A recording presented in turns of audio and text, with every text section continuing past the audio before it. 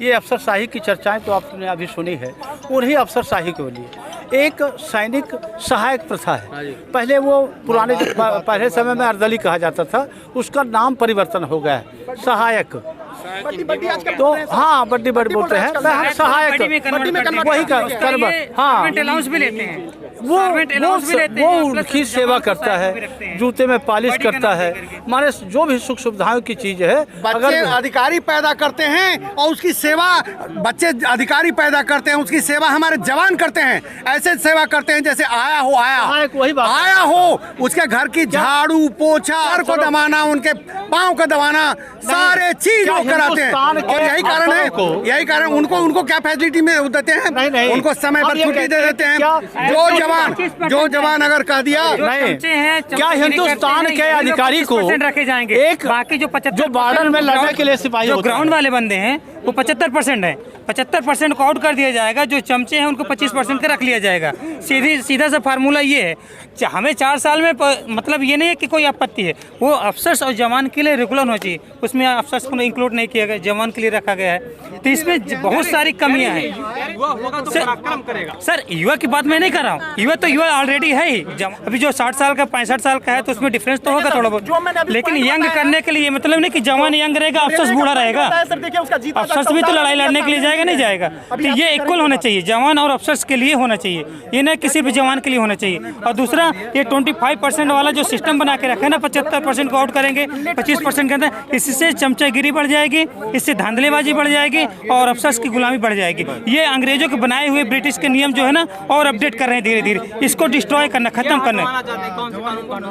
बहुत सारे ऐसे कानून है जिसको चेंज करना है, जिसको बदलना है। वो सरकार इंप्रूवमेंट करे, सरकार डिफेंस मंत्रालय से इसका जवाब ले कि जवानों के साथ जो ऐसा बिहेव हो रहा है, जो ऐसा बर्ताव हो रहा है, उसको खत्म करे। जो जवान जाते हैं अफसरों के यहाँ अर्दली करते हैं या उनकी सेवा सहाय करते हैं, क्या ये उचित है? क्या अधिकारियों के यहाँ इस तरह की प्रथा ये निंदनीय है कि नहीं है कि एक सिपाही जाए उनके जूता पॉलिश करे? अब फिर एक अधिकारी के लिए सहायक किस संविधान में, कहाँ, किस कानून में लिखा है? ब्रिटिश जमाने में था। तो अगर ये कहते हैं कि आज भी ब्रिटिश जमाना आज भी लागू है तो संयुक्त नहीं होगी। और सेना के बीच में एक अधिकारियों के बीच में सहायक हुए, उनका इस तरीके से सेवा करने के लिए, जो लड़ाई के मैदानों में एक तो वैसे भी गोली किसी को पहचानती नहीं, वो शहीद हो, एक सेना शहीद हो, उनमें विशाल अंतर, उनको बहुत ज़्यादा पैसा। क्या गोली ये तो मानते हैं ना कि मोदी जी के राज में देश मजबूत हाथों में है। की बात है कि भाई मोदी कमांड को देश के सैनिक रोड पे आए हैं, ये अच्छा मैसेज है क्या देश के लिए?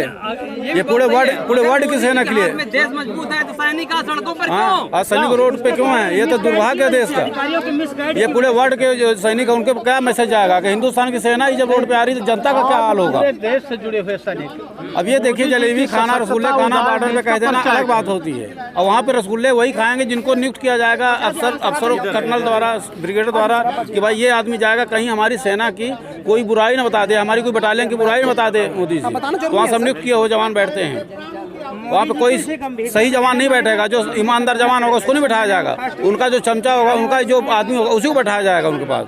तो ये सब आप लोगों की बात से आप देख ही रहे हैं कि ये जनता क्यों आई हुई है कि इतना अगर सेना में वेलफेयर इतना आराम है, इतना सेना के बारे में उनका अच्छा बिहेव चल रहा है, इतना मतलब यहाँ सब भेदभाव है। 13,000 वैकेंसी रेलवे ने गेटमैन एक सर्विसमैन को देने के लिए निकाला था, जिसे कॉन्ट्रैक्ट बेसिस पे लिया जाता है, जिससे सरकार रेलवे मंत्रालय जवानों को देने के लिए 42,300 रुपया देते हैं, ठीक है। लेकिन वो कॉन्ट्रैक्ट क्या हुआ, 5-5 हज़ार रुपया लेके, मैं बता रहा हूँ, संस्था का नाम चेकमेट संस्था भी था, 5-5 हज़ार रुपया लेके उसका टेंडर एक ब्रिगेडियर साहब के पास है, एक्समैन को भर्ती कर रहे हैं, और 4 से 5 महीना हुआ नहीं, अब गुजरात के रहने वाले बंदे को अब ट्रांसफर किया जा रहा है लखनऊ, 42,000 की जगह पे 25,000 दिया जा रहा है। 2018 अक्टूबर से मैं भर्ती हुआ हूँ 2018 से इसमें, और कॉन्ट्रैक्ट बेस है, प्राइवेट लिमिटेड चेकमेट कंपनी को दिया था।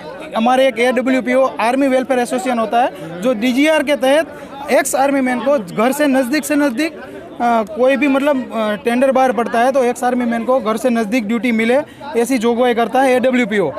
तो उसमें उन्होंने कॉन्ट्रैक्ट लिया रेलवे से AWPO ने, और उन्होंने क्या किया, कॉन्ट्रैक्ट दे दिया प्राइवेट कंपनी को मैनेजमेंट करने के लिए। तो परसेंटेज दोनों का है, चेकमेट का भी है, AWPO का भी है, लेकिन हमको अभी चेकमेट से ये जो लेटर मिला हमको, लेटर मेल करेंगे चेकमेट से मिला हमको, ये आपको प्रूफ सहित बता सकता हूँ। हमको घर से नजदीक का DGR पॉइंट का क्या मतलब है? लखनऊ हमको परेशान करने के लिए, जैसे ड्यूटी में तो परेशान करते थे, रिटायर्ड होने के बाद आदमी क्या सोचता है, वहाँ से क्यों आया? घर से दूर रहता था इसलिए आया।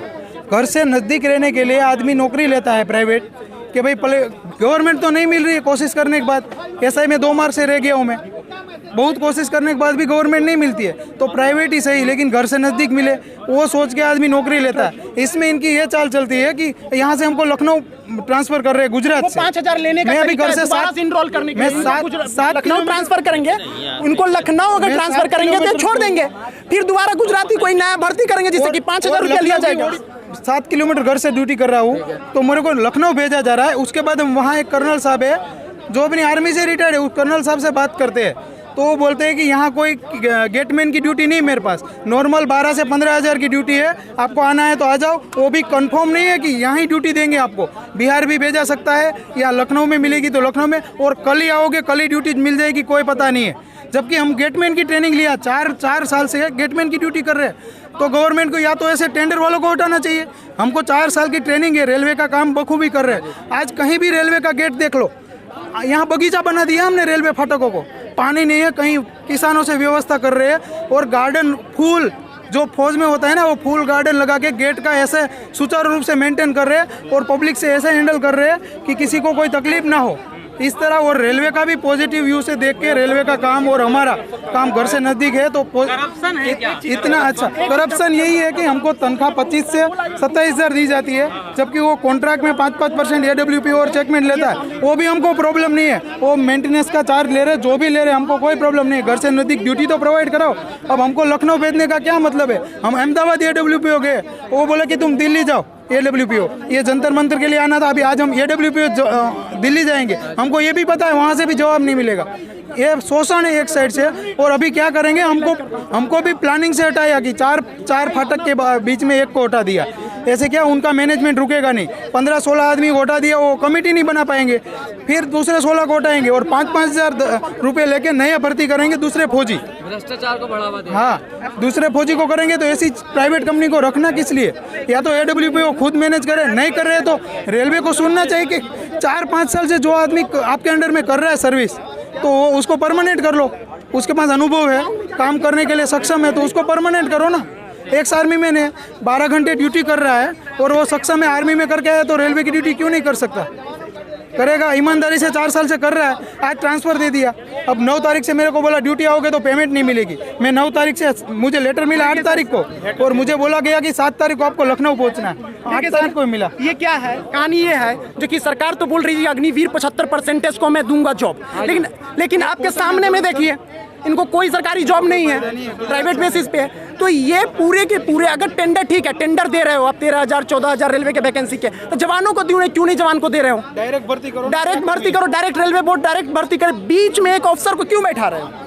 तो यहाँ पे सारे के सारे ये करप्शन है, ये पूरे के पूरे कॉन्ट्रैक्ट बेसिस पे है। और आप कहने का मतलब बोल रहे हो अग्निवीर के लिए क्या हो? अब देखिए सर, पॉइंट हम लोग क्यों मजबूर हो गए मीडिया के सामने आने के लिए? अभी अफसर के हैं, बहुत सारे जवानों के सर्विंग जो है, जो जवानों की वाइफ एक गांव में रहती है, एग्जाम्पल के तौर पे यहाँ से 50 किलोमीटर दूर गांव में रहते हैं, और MH 100 किलोमीटर दूर है, और उसका अगर तबीयत खराब होगा तो ये क्या बोलते हैं कि जाओ दानापुर से पहले फॉरवर्ड करवाओ, लखनऊ में से फॉरवर्ड करवाओ। जब तक लखनऊ में जाएगा तब तक वो जवान के परिवार वाले ऊपर चले जाएंगे। लेकिन यही अफसर्स के, अगर अफसर्स का किसी का भी, अगर किसी का तबीयत खराब होता है, कुछ भी होता है, और डायरेक्ट वेदांता जैसे हॉस्पिटल में, टाटा जैसे हॉस्पिटल में डायरेक्ट उनकी ट्रीटमेंट होता है। लेकिन अगर हमें ट्रीटमेंट कराना है तो इसी चीज़ से फॉरवर्डिंग कराना पड़ेगा, तब जाके हमारा प्राइवेट है समझ करके बहुत ज़्यादा दिक्कत है। वहाँ पे भी कौन बैठा हुआ है? अफसर्स बैठा हुआ है। ठीक है, आप अफसर को बैठाते हो, ऑफिसर बैठाइए, लेकिन एग्जाम लेके बैठाइए। क्यों डायरेक्ट बैठाते हैं? उनका भी एग्जाम ले, PCS एग्जाम ले, UPSC एग्जाम ले, BPSC एग्जाम ले, जो भी PCS सर्विसेज एग्जाम लेके बैठाइए। उसमें जवान भी ट्राई करेंगे और अफसर भी ट्राई करेंगे, जो क्वालिफाई करेगा जाएगा। लेकिन उनको डायरेक्ट मनोनीत ऑफिसर, जितने भी हिंदुस्तान में सोल्जर बोर्ड हैं, वो सारे सोल्जर बोर्ड में ऑफिसर मनोनीत ऑफिसर हैं। एक भी ऑफिसर नहीं है जो कि एग्जाम फाइट करके उसमें ऑफिसर बना है। तो ये सारे तमाम मुद्दे हैं, ठीक है। सबसे ज़्यादा मैं मुद्दा उन 7.5 लाख वीर नारियों के लिए मैं उठाना चाहता हूँ। मैं तो ये भी बोलता हूँ कि मेरे 2000 पेंशन कम कर दो, लेकिन उन वीर नारियों का बढ़ा दो भाई।